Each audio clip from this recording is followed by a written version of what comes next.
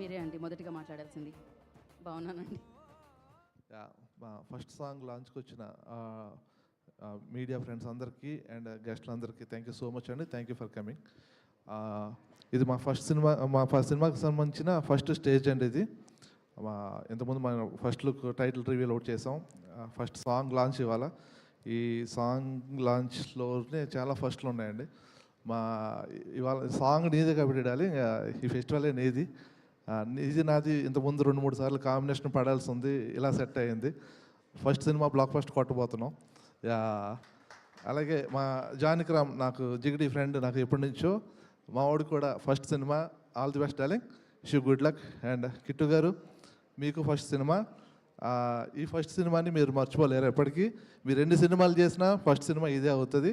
మీరు సినిమా వెనకాల ఎంత కష్టపడుతున్నారో, ఎంత స్ట్రగుల్ చేస్తున్నారో, ఎంత కమిటెడ్గా ఉంటున్నారో నాకు తెలుసు. Wish you all the very best అండి. ఈ సినిమా మీ లాంగ్ జర్నీకి వెరీ బెస్ట్ రిజల్ట్ ఇవ్వబోతుంది. ఇది నా కాన్ఫిడెంట్గా చెప్తున్నాను. అండ్ కోనా సార్, మీరు నా మెంటర్, మీరు ఎప్పటికీ నా mentor. Thanks for be with me for the long journey అండి. విష్ణు గారు, మన సామాజిక వర్గం, మీతో ఫస్ట్ సినిమా నేను సామాజిక వర్గంలో చేశాను. Huge block buster.